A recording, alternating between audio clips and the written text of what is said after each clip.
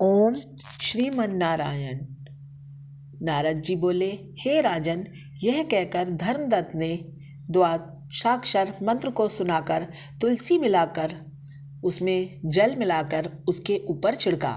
जल के स्पर्श होते ही वह तुरंत प्रेत योनि से छूट गई और जलती हुई अग्नि के समान दिव्य रूप धारण कर लक्ष्मी के समान सुंदर हो गई। तब कलह ने भगवान विष्णु की तरफ हाथ जोड़कर नमस्कार किया। वह दिव्य रूप धारण कर लक्ष्मी के समान सुंदर लगने लगी।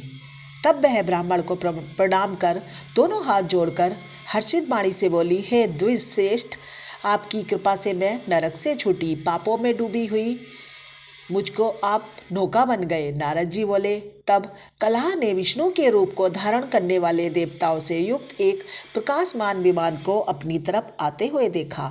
पुण्यशील और सुशील नामक विष्णु के द्वारपालों ने कलह को उस श्रेष्ठ विमान में बैठाया।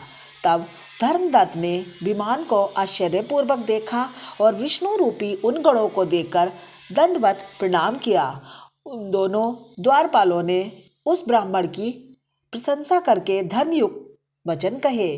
गण बोले, हे श्रेष्ठ ब्राह्मण, तुमको बार बार धन्यवाद है। तुम विष्णु की भक्ति में सदा लगे रहते हो। तुम विष्णु का भजन सदा करते रहते हो, दीनों पर दया करते हो, विष्णु के भक्त हो। तुमने बचपन से लेकर जो विष्णु भगवान की पूजा की है उसका आधा फल देने से कलह के पूर्व जन्मों के सब पाप नष्ट हो गए। तुम्हारे स्नान के फल देने से इसके 100 जन्मों के पाप मिटे और हरि का जागरण करने से इसे विमान मिला।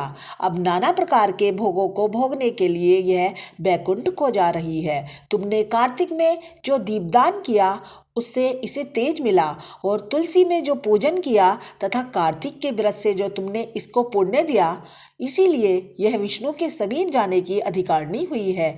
हे कृपानिधे, तुम भी इस जन्म के अंत में दोनों स्त्रियों सहित बैकुंठ को जाओगे और विष्णु के बैकुंठ में भगवान की सारूप्य मुक्ति को पाओगे और भगवान विष्णु के प्रिय भक्त बनोगे। इस लोक में वे ही धन्य है जो भगवान श्री हरि का स्मरण प्रतिदिन प्रति टाइम करते हैं।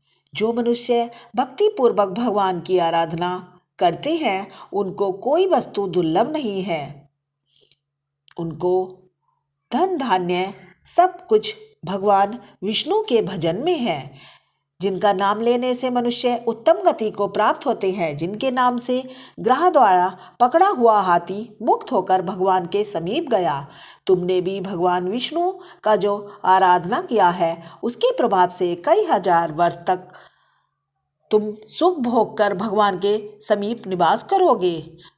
पुण्य क्षीण होने पर पृथ्वी पर आओगे और सूर्यवंश से प्रसिद्ध राजा दशरथ होगे।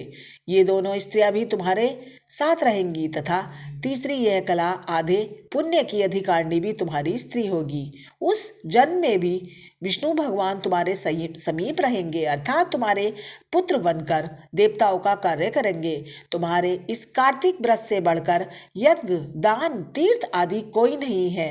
हे विपेंद्र, तुम धन्य हो जो तुमने भगवान श्री हरि विष्णु को प्रसन्न करने वाला यह व्रत किया।